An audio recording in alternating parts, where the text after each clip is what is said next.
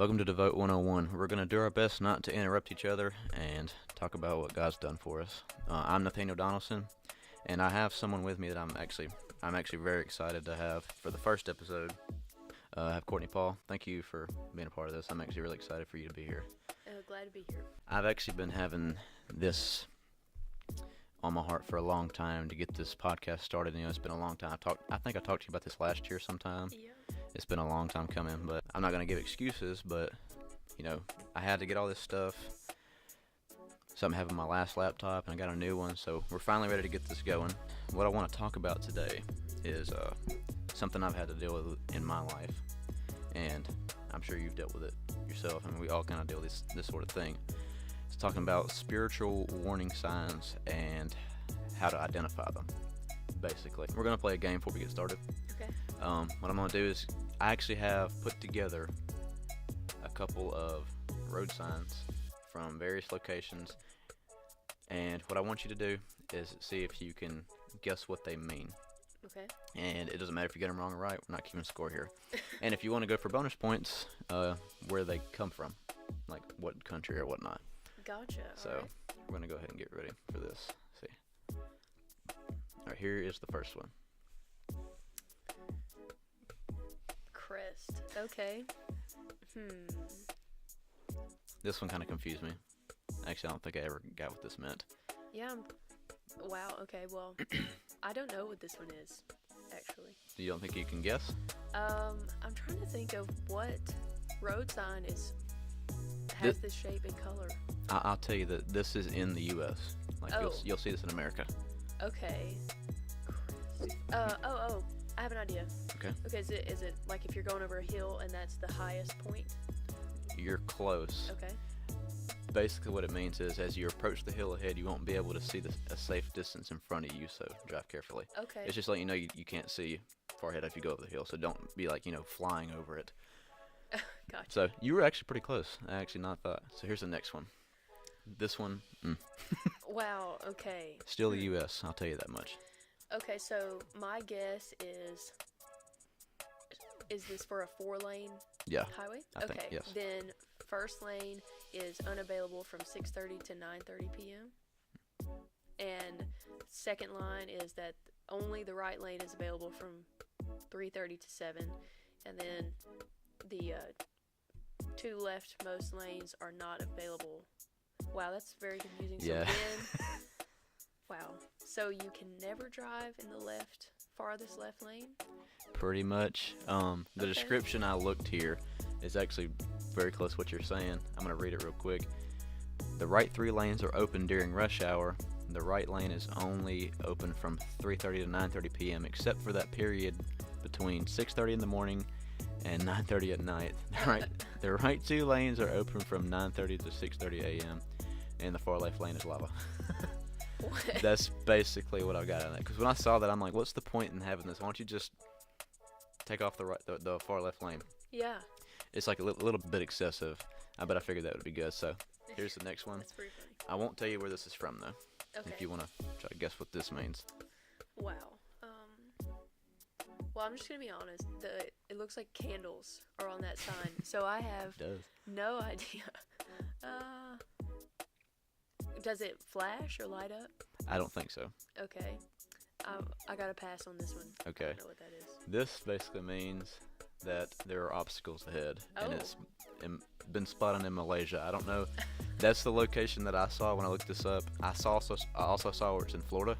Okay. I mean, I have no idea Malaysia what. and Florida. I thought it was either a bunch of stop signs ahead or red lights Yeah. or Okay. something like that. So I'm like, okay, if it flashed, I still wouldn't get the point of it. All I would get is like caution. No. Yeah, caution, just drive with. I mean, it's close enough. I mean, obstacles ahead, so drive safely. Here's the next one.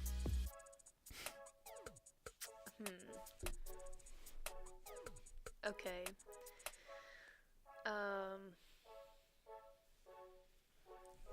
Complete guess. The blue and white is making me think of Canada. Is that a possibility? I don't think it's in Canada. Okay. I know it's in 2 other places, 2 other countries. Okay. Is it telling you to stop up ahead? Yeah, but you think you can get Anything else a little further? Dead end?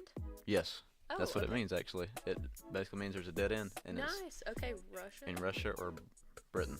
Okay. I thought it was like T for like some kind of like company or something. You know how it's got like a big H for a hospital? Yeah. All right. Wow. Okay. Does this mean like do not enter or don't go here? No, No. it's not. That's all I got. Okay. This one I never would have gotten just by looking at it, but it means no speed limit Wow. in Britain, which we do not need this sign in anywhere in America Oh, I don't because know. I think so. I don't think we need this. Now, the rest of these are going to be in Britain, so you don't have to guess the place no more. Okay. All these are pretty good ones, I thought. Okay.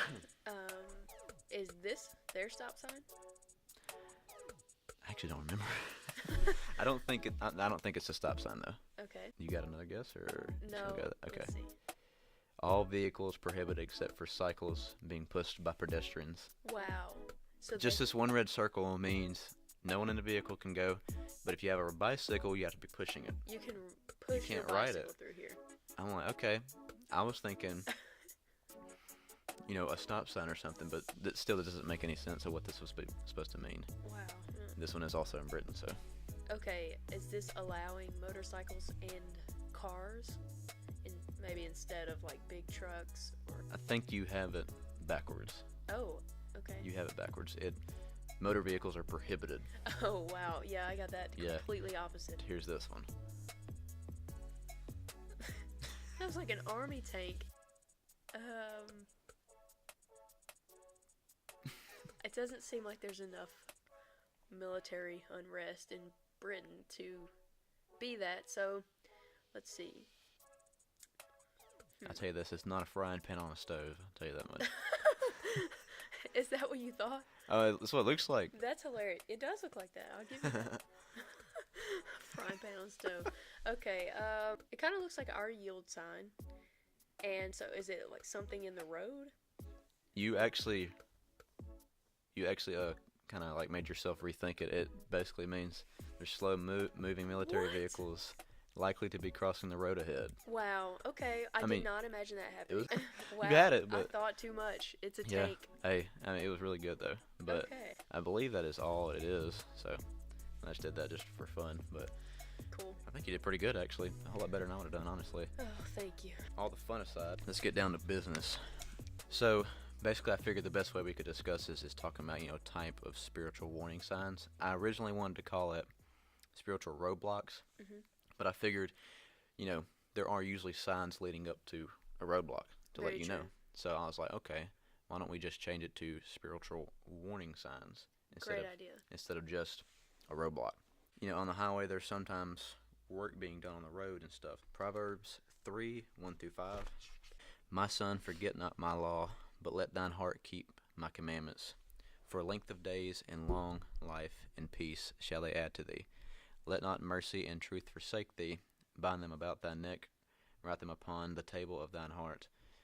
So shalt thou find favor and good understanding in the sight of God and man. Trust in the Lord with all thine heart, and lean not into thine own understanding. So, I don't know if the first few verses were kind of intertwining what I was saying. I just like how it says, trust in the Lord with all thy heart and lean not into thine own understanding. I like what that says because there's times where God is kind of telling us, or giving us a feeling or speaking to us through someone else or something like that, and kind of telling us the world out here is not nice. Primarily, it's pretty rough, and you're gonna have to fight to keep on the road, that keep on the walk with God, because I know every day, every time I pray, God, like, okay, we're gonna have a strong week. This happens every Sunday. We're gonna have a strong week. Monday hits, and it's just like the devil and everyone else a part of it is trying to get you to turn the other way. Oh yeah. And it's like, okay, there's work ahead. You got to prepare for it.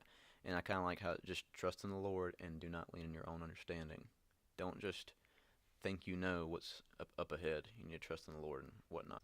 Yeah, that's great. You're right that we don't know what's up ahead, and the only one who does is the Lord. So trusting in Him is just one way that we can protect ourselves. But so for road work ahead, I thought, in life, in order for us to I mean, whether we're living for God or not, there are challenges. But especially if we're trying to live for God, trying to get to where He is calling us to go, there are trials.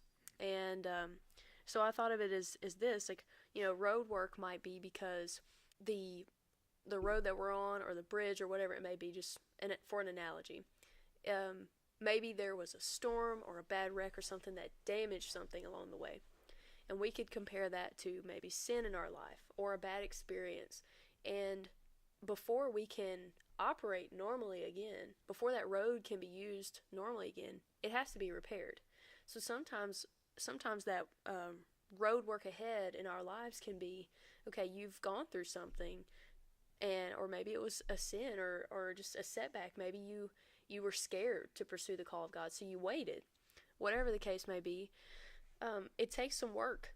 It takes some repairing before we can operate again and get back on the path and let some traffic through. And that was kind of in the case of where, work has to be done because of damage. But there could also just be maybe improvements are being made. And so if we think on a road, maybe that 2-lane highway that used to be there is now going to be a 4-lane. But it's going to take some time for that to happen. So, there's usually a warning sign that says, hey, up ahead, there's some work being done. For us, that might be, hey, you know what? If you're wanting to grow in me, God speaking, if you're wanting to grow in me and be better or do more for me, then I'm going to have to put you through this process. So up ahead is going to be this test, or up ahead is going to be this season where maybe you don't feel like you're seeing progress, but it's just you growing in the Word, growing in prayer, whatever the case may be. So I think that those signs are so important for us to heed and pay attention to, so that we can get to where we need to go. Knocked that out of the park, bringing a completely different thought to that. I mean, it was awesome. So next thing I have is kind of like, there's merge signs. So if like a road work ahead on, that's kind of really good of how I kind of had to do this, because it's really cool how I wanted to go with this is, if we're on the interstate, there's usually 2 lanes.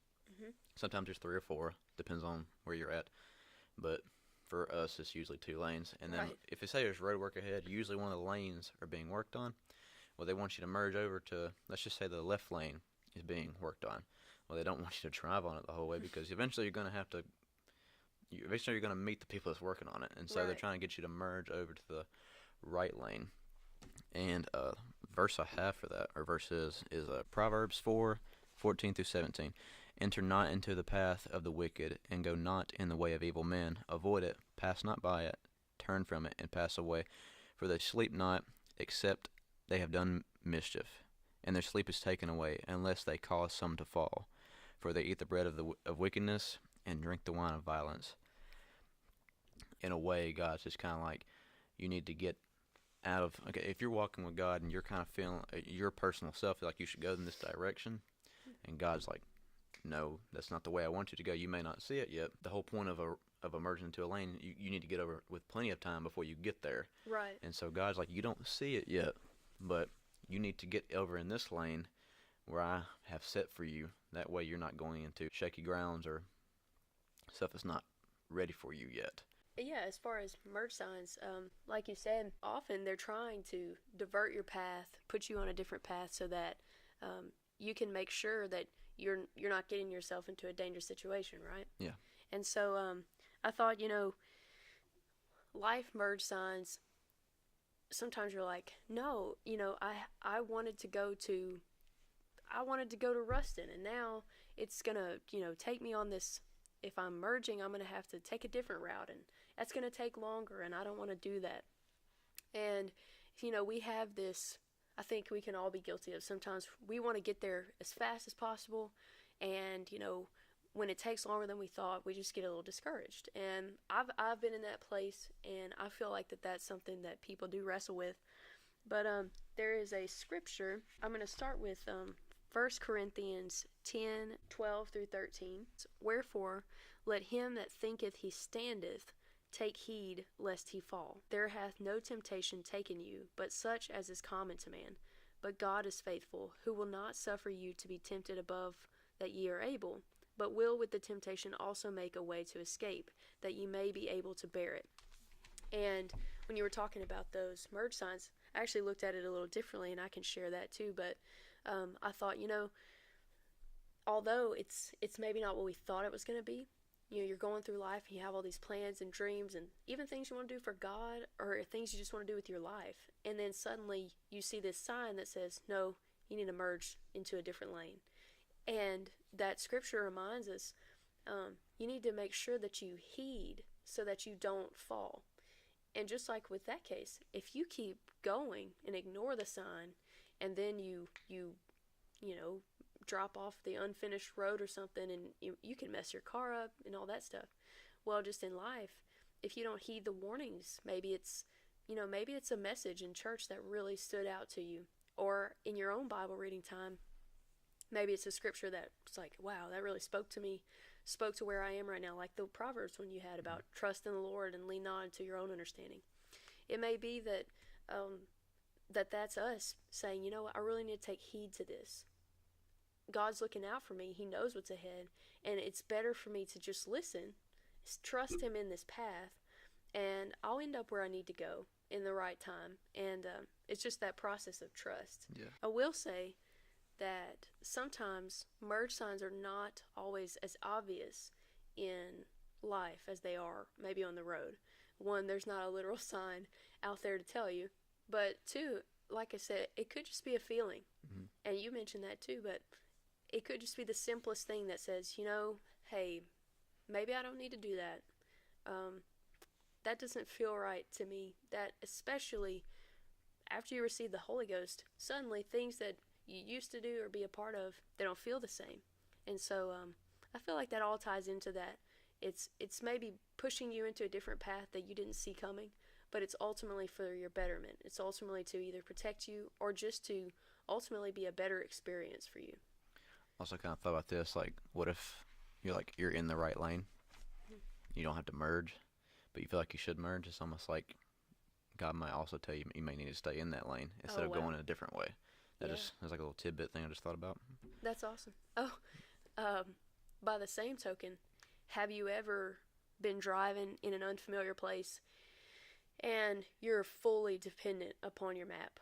Yeah. I mean, places I've traveled, I've had no clue where to go other than to follow Siri. Yeah. And then all of a sudden, she says, in 2 miles, merge into this exit. And you're expecting it to be obvious, like a side road. But then you get there, and you find all of a sudden that the highway just split into 6 lanes, and you're supposed to be like in the far right when you're like, oh no, I just missed it. She told me what to do, but I wasn't aware. I wasn't paying attention. I hadn't been here before. And you miss it. How much time does it take to retrack and to get back on track rather than just to have taken the right exit in the first place? I've even had a time to where I was trying to find someone's house, I think, and Siri had found this. It is an old road.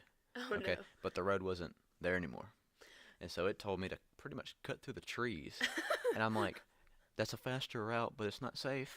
Just because someone tells you you can go this route because it's faster, that doesn't always mean it's the safest route, because it could not even have to be safe. It's like not even the smartest route, because you could get into something that you're not ready for or you're not aware of until you get in it.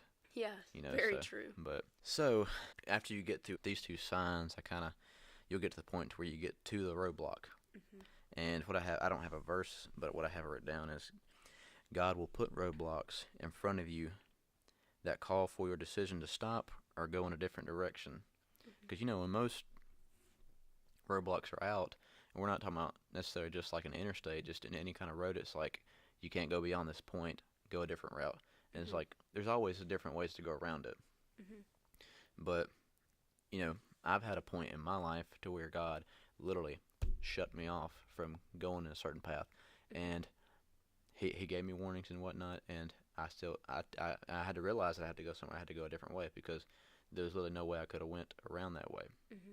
The next thing I have, this isn't a warning sign anymore. Let's just say you go past the roadblock and you decide to not go a different way, but you still go past it. Wow. This is where you get to, like, I just call it the danger zone. And the verse I have for it is Proverbs 1:24-33. Because I have called, and ye refused. I have stretched out my hand, and no man regarded. But ye have set at naught all my counsel, and would none of my reproof. I will also laugh at your calamity. I will mock when your fear cometh. When your fear cometh as desolation, and your destruction cometh as a whirlwind, when distress and anguish cometh upon you, then they shall call upon me, but I will not answer. They shall seek me clearly, but they shall not find me. For that they hated knowledge, and did not choose the fear of the Lord. They would none of my counsel. They despised all my reproof. Therefore shall they eat the fruit of their own way, and be filled with their own devices. For the turning away of the simple shall slay them, and the prosperity of fools shall destroy them. But whoso hearkeneth unto me shall dwell safely, and shall be quiet from fear of evil. That's kind of a lot to swallow. Wow. But, when you get in the danger zone, you are past all warning, all help, all safety, and no one's usually past that roadblock, because if there is a bridge out, or if there's a road that is literally collapsed or something, and you're past that roadblock, usually there's nobody there. If you get into a situation to where you need help, you get in a wreck, and you need help, and you call for help, there's not going to be anyone there, because you're beyond the point of safety. No one's going to be there because it's not safe to be there. But I kind of take it as God there saying, if you ignore me multiple times, and then you call me when you are in a big situation and you need, and then you call on me, because I gave you multiple chances. I mean, that may not be what it actually means. That's just how I kind of took it when I came upon this. But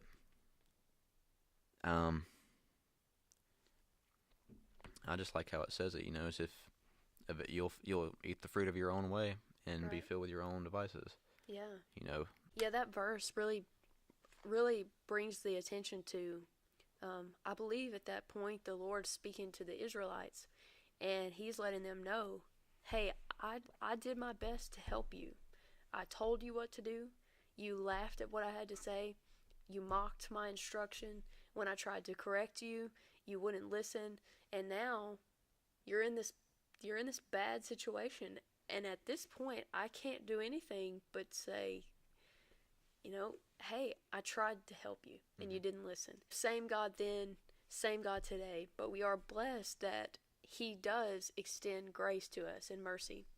But, so I look at that as, in life today, if God repeatedly, Courtney, don't go there. Courtney, listen to what I told the man of God in your life to warn you about. Don't hang out with those people. Don't go to that place. Don't say those things. Don't watch that. Sometimes we hear all these don'ts and we think, well, I know better. I can do what I want to do. But that kind of mindset, although God is merciful, yes. Will He forgive? Yes.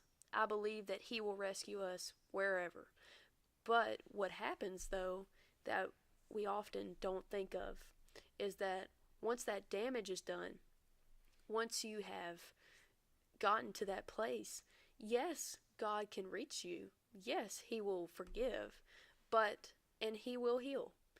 But as people, we have to remember that there are consequences to our decisions. So while, yes, we'll be forgiven, we will also have to heal from the damage that we experienced. We will also have to have other people forgive us for the pain that we caused them when we chose to ignore God's instruction.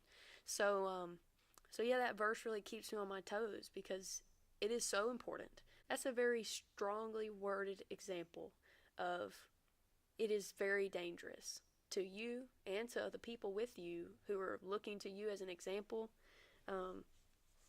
to make those choices to ignore God's instruction. So it's almost like nowadays God is like kind of gives us more warning signs than what He did people in the Bible days. Yeah, I think so too. Because from some things I've seen, somebody just told a simple lie and He struck them dead. Oh yeah. And we do stuff way more worse than that. I mean, His mercy is so great. Mm-hmm. And I mean, I'm just so thankful for what God's brought me through. He's done it multiple times where He has literally just thrown a roadblock in front of me to stop me. And I'm like, I don't see why. And then I do. I'm just like, how blessed are we to have a God that just stops you Mhm. because you don't even see it. It's just like, no, you don't know what you're doing. Stop here because you don't see it now, but you will. And Yeah. I've never understood that. And you think I'd get the idea by now because it's like God stopped me from doing something multiple times, and a little bit later down the road, I saw why. I'm getting better at it to where, you know, if I'm not supposed to go somewhere, it's like, okay, it's not my timing. We don't go off of our time, we go off of God's timing, Right. you know. And job situation, I don't understand. I've been trying. I tried to get a new job sometime last year for a while. I applied for multiple jobs around October last year, Wow. and they didn't call me until January 10th. And I'm like, why now? Why not earlier? You know. But it's all for like showing patience, showing for you needed to grow before you went to a different job Right. because it wasn't exactly patient at that time. And then I got to where I was like, okay, you know what? I'm okay with this job. For as long as I need to be here, I'll be here. And then as soon as I get okay with it, that's when that job called. And it's just like you need to learn things before something happens. Right. I think that it's kind of funny you said, that your comment was you'd think by now I would catch on or whatever, and how, but you're getting better at it and that you're growing. I think that's really cool. We could draw a line here between, again, I'm big on analogies, so stick with me. But drivers, you have your first timers that just got the license, fresh on the road. Everybody look out. And then you've got seasoned drivers. They've been doing this. They know how it works. Neither is immune from accidents or from making mistakes. But I think we can all agree that the first time driver is going to be a lot more nervous, a lot more, just what is going on here. If they see a sign they're not familiar with, they're like, oh, what am I supposed to do again? They're trying to remember driver's ed and all that. And that's kind of like us when we're new in our walk with God. And I don't mean like, you just discovered who God is. No, what I mean is when we're not yet mature, or when we're just starting, it could even be that you're just new in a season. New situation, yeah. Right. And so when you're the new driver, it is a lot more being thrown at you. So the first time you come to a sign, you're like, what does this mean? What am I supposed to do here? I don't know what happens at this point. And it's a little scary, and you're uncertain. And it's only when either you have, it's only if you learn by trial and error, and that's when we're kind of out there making decisions for ourselves. Or it may be that, when you're new driving, you might have someone with you who's more experienced, who's driven for longer than you have, and they can say, hey, just take it easy. This is what you should do here, or this is what that sign means.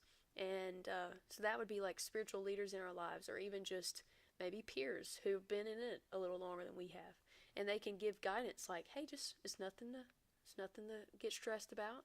It's nothing to just lose your mind over. Just take a deep breath. Here's what that means, and just go from there. And whereas the seasoned driver, they come up to this yield sign or this road work ahead, and they say, hey, you know what? I've seen this before. I know how this works. I'll be okay. I just need to pay attention to the signs. And that's how it is with our walk with God. As we mature, we start to say, you know what? I've been in this place before. I wanted something, and it wasn't going my way. And instead of being like the new driver who says, well, I want to go this way. Why do I have to listen to this sign? You've learned by now. And you say, oh, I know what this means. If I just get off here a little while on this road, I'll get past the danger zone. I'll get past the road work, and I can get back on, stay on track. So it's just cool. There's definitely a relation there. It's about growing. It's about maturing, and some of those times we don't make good choices, and we have to learn from a mistake. But there's times where if we do obey the signs and we pay attention and we listen to, we are obedient to the word or to the presence of God, or to, like I've said before, to our pastors and youth pastors. And when we're obedient, we can usually avoid a lot of the danger or a lot of the mistakes that we could make. I have a testimony of sorts. I'll keep this pretty quick, but a mentor in my life was very wise in that she said, I was preparing to graduate high school actually, so this has been several years ago. And she told me, Courtney, now she was wise, so she knew college is a great experience, and moving away on your own the first time can be a great experience. But without making wise choices through those processes, um, it could have some bad along with it, and we can say that. There's absolutely great things to experience in life, but if you don't heed warning signs, you can experience some unfortunate things. In this case, she told me, Courtney, you're going to be moving away. You're going to be in a new place. College has a whole new environment than what you experienced in a small town high school. So what you need to remember is that more than ever, pursue God, read the Word, spend time in prayer, stay involved in your church, don't get isolated. And she wasn't trying to be negative, like she wasn't saying everything is bad about college. She's not at all. She was just pointing out to me that in this whole new environment, you just want to make sure that you're really connected to godly things. Otherwise, you might find yourself on a path you didn't intend to go on. And I'm so thankful that she cautioned me, because I wasn't interested in doing bad things or getting off on a wrong path. But when I first started college, it was difficult. New environment, wasn't around my family, new place, new church. It was more challenging than high school was, just learning the ropes. And there were times I was very discouraged and just, felt very alone. And all that to say that that guidance was almost like a warning sign to me. And being able to reflect on that and then obey it and pay attention to it and say, you know what, yep, I'm youths tonight, I'm going to go. I'm going to be a part. I'm going to surround myself with godly people. And you know what, I'm really stressed. I'm going to read my Bible. I'm not just going to get stuck in that. I'm going to look for comfort and counsel from the Word of God. And it's decisions like that, because of her warning, that really kept me at a time when, the outcome could have been very different. And so I'm really thankful for godly leadership and for, like you said, a God that cares enough to speak into our lives, especially when we don't realize what we really need to know. He tells us what we need to know. Absolutely.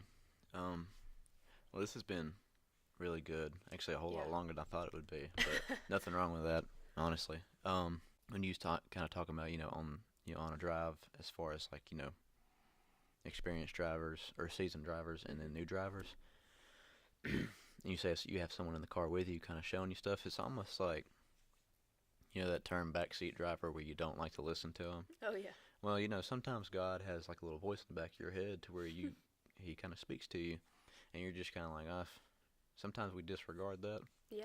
I'm not trying to say God's my co-pilot or something like that, but, it's almost like sometimes he's in the back seat just letting you know something. Hey, turn up here when you get to this stoplight so you can go this way. And you're like, but why can't I just go straight? And it's like, just trust me, just go. And then sometimes you listen, sometimes you don't. It's just whether or not the person in the back seat knows more about this area than you do. Yeah. And what better person to say that knows more than God? Right. So basically, I guess the best way to close this out is to just pay attention to warning signs, spiritual warning signs. Keep your eyes open. And if you don't know what a sign means, talk to someone that knows, that's been through this before, that is very, very educated in this area, right, that know what they're talking about. But that's it. I say it's been good. Awesome. Thank you for being part of this, Courtney. Thanks, Nate. I do look forward to getting you another one eventually, but I'm looking forward to it. I'm very glad you were part of the first episode, because I knew you were going to be a good one. So. Thank you. But thanks to whoever listens to this or watches it. You can catch us on YouTube. Thank you all.